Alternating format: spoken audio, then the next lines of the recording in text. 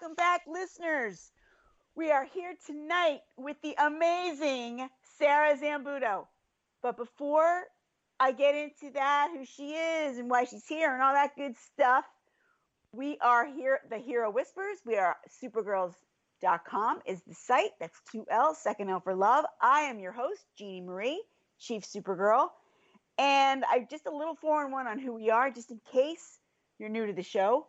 Supergirls is a platform we created to inspire and empower college women to launch from college to life, because it's a big, bad world out there.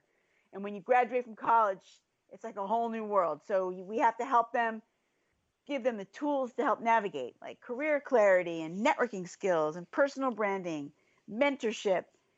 And we do a lot of things to help them. We do campus workshops, we have coaching, speaking gigs, and the like. But this podcast specifically, we get to speak to these women and hear about their journeys. And then we also have really cool women like Sarah Zambuto, who's here tonight, who can help these women on their journey, give them some inspiration, some tip in the categories that we just talked about.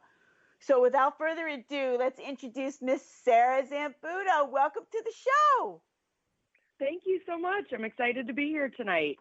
She is a networking queen, okay? Just so you know, that's how we met. And she is just phenomenal. She's really nailed her entire career with her networking skills. And her bio, just a quick little blurb about Sarah Zambuto. She is a branch manager in New York City for Adecco, the global leader in staffing and HR solutions.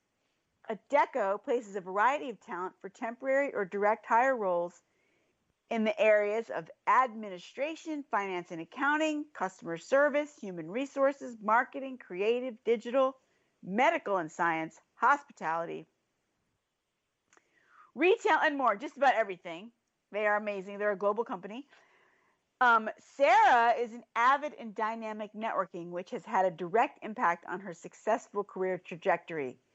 I pulled this quote from her reviews and her testimonials. Sarah is a creative, high-energy salesperson and a genius at connecting people, both to find prospects for herself and to help others, including those who can't immediately help her in return. She manages to make even the most boring networking events feel more fun. Sarah doesn't get too discouraged even after multiple setbacks and stays relentlessly focused on goals. I love that because I think, and we'll talk about this with Sarah, of course, but I think it's so key that she puts out this really good energy and she doesn't really think about herself first. She's putting out the energy to help people, and that is amazing. Sarah, I mean, I have to give you kudos for that because I've seen it in action, and that's, I think, why you're so successful at what you do. Do you agree? Well, thank you. And yes, it is definitely part of that secret sauce. Yeah, I mean, I mean, I've obviously kind of given away the thunder here, but I mean, the thing I admire most about you is your networking savvy, and these are skills that these young women, they just don't have these skills yet. I mean, it just doesn't. It's not like for a lot of people, it's not innate. So I'd love to hear your story of how you learned how to network, how you became so good at it, like some of your best practices. I'd love to hear your story on that. Awesome. Well, I'm happy to share with your listeners. So thank you again for having me tonight. So, when it comes to networking, I think the first thing to realize is there's a lot of different ways to go about finding networking events and so forth. But I think what's most important is to just realize that you need to go to these events and be okay and be comfortable, even if it feels a little uncomfortable. So I started networking in Chicago back in the early 2000s. I had launched a jewelry line called Chic Gems after I'd been in pharmaceutical sales and my company closed. But I would go to events by myself, and I looked at it as, you know what? A lot of these people here don't really know one another. They're here to meet other people and, make some business connections, make some friends, whatever it is. So going in with just the intention of whatever it becomes. And coming from the mindset of helping others first, which you mentioned is something that I do feel very strongly about.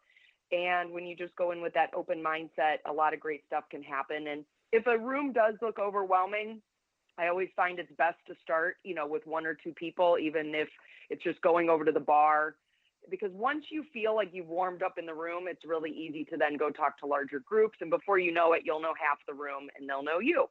So I hope that's kind of a good starting point. That's fantastic, because the events are something that is probably like networking 2.0. I mean, it's definitely more of a challenging thing than just networking on LinkedIn, right? Like, I mean, a lot of people think networking is just reaching out to people on LinkedIn and connecting or whatever, which it is. Oh, there's a lot to be said for that. Oh, yeah. But absolutely, the events are definitely, like you said, they could be super daunting. If you don't know what you're going to say, you kind of have to have your pitch. So, like, what was your pitch when you went to these events?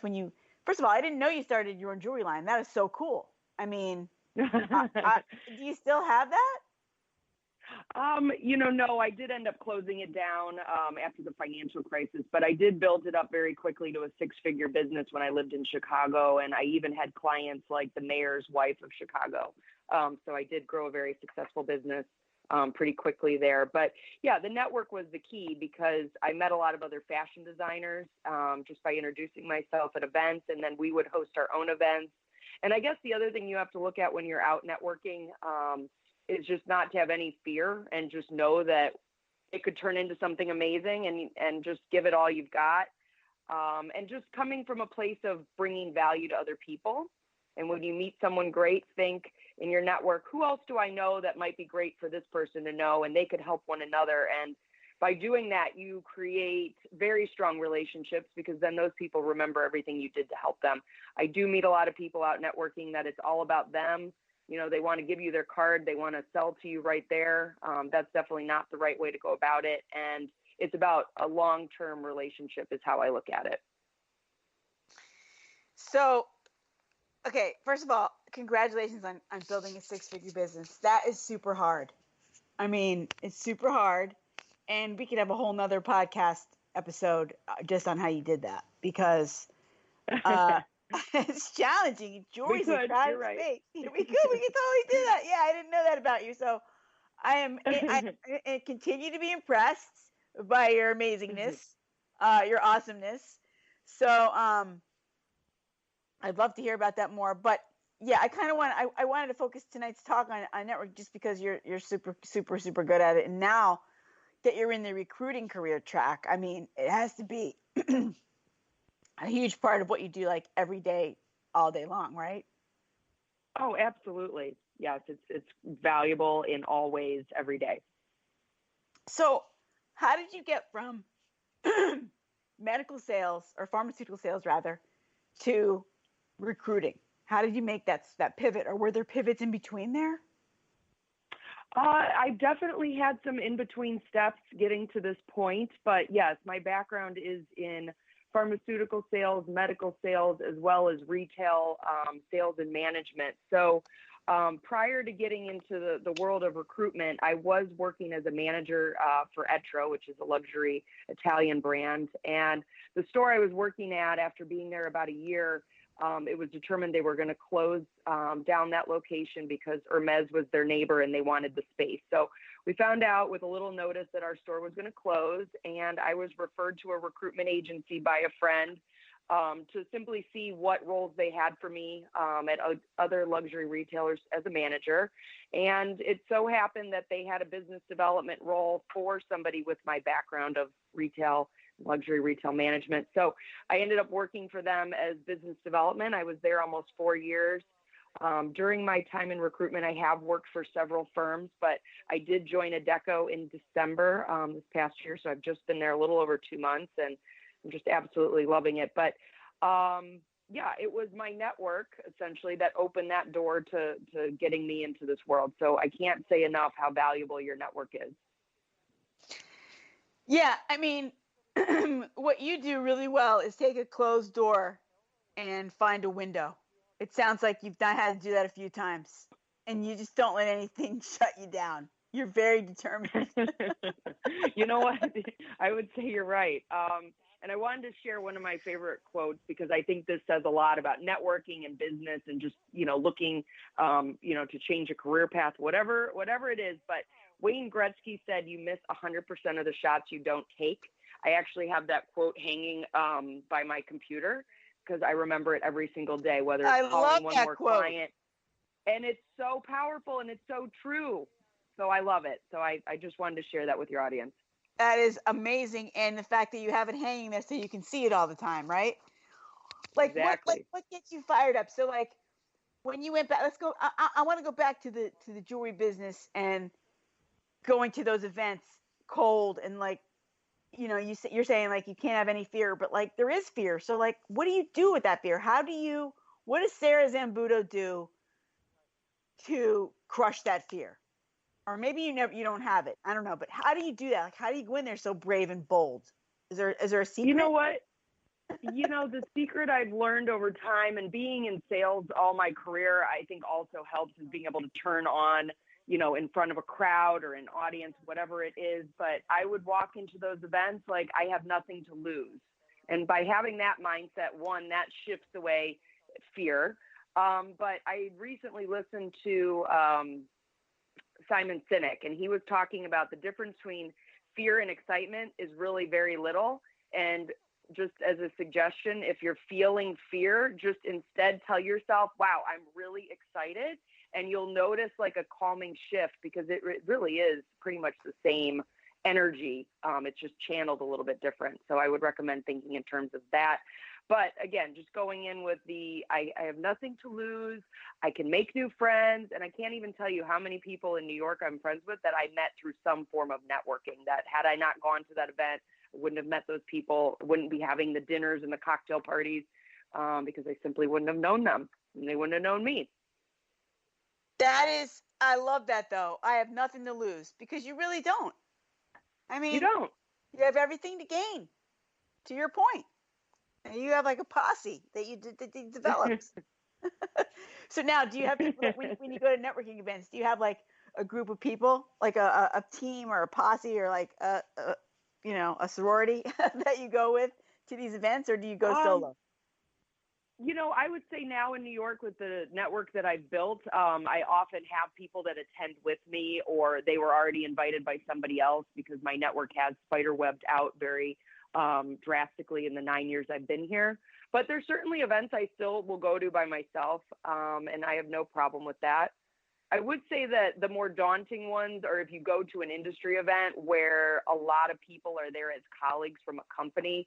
So I did go to a women in pharmaceutical event where that was the case. I mean, there were probably like 10 or 20 people, from one company standing in the corner with one another.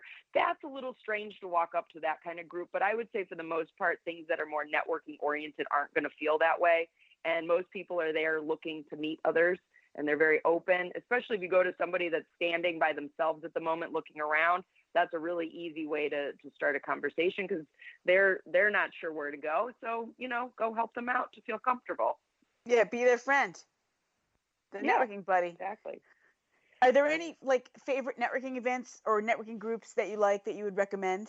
Like meetups or anything like that? Absolutely. And I will say Meetup is amazing. One of the keys with that, because there is so much there, is I would, type in the search, what it is you're looking for so that it narrows it down. But even if it's something around a hobby or anything, or your industry focus, there's lots of meetups. But you want to have a look at how many members they already have, and you can get a sense about the past events. And then you just follow them, and then you'll get invited automatically, and you can decide if you want to go or not. But in New York, I would say, and Brunchwork is national. They're in a variety of cities, but I highly recommend Brunchwork. They have great events. Actually, one of them that I attended, I met the president of HBO. He was one of the speakers. So highly recommend Brunchwork. Elevate